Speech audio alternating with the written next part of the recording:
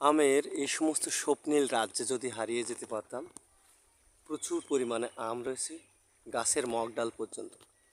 কিছুক্ষণ বাদেই আমি জালি দিয়ে আম পেড়েছি এবং প্রতিটি গাছে আমার প্রায় 1 ক্যারেট অর্থাৎ 1 পাত্র করে আম হয়েছে।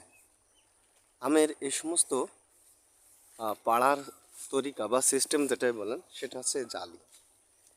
এই জালের তৈরি জালি দিয়ে আম পাড়তে হয় এবং আমি আম এক একটা করে পেড়ে হাঁড়ির ভিতরে রেখেছি।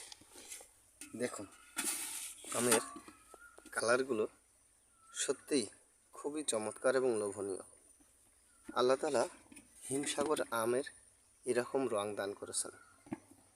তো আপনারা যদি দেশের বিভিন্ন প্রান্ত থেকে আমার ভিডিও দেখেন এবং আমার এই খাঁটি আম একদম without ethylene spray and any chemical, formalin or carbide, take it this mango, so contact me with comment box. Comment বক্সে আপনাদের নাম্বারগুলো দিয়ে দিবেন, তাহলে আমি কন্ট্যাক্ট করে নেব আপনাদের সাথে।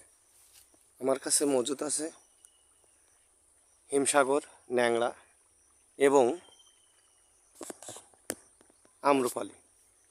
ধন্যবাদ সবাইকে।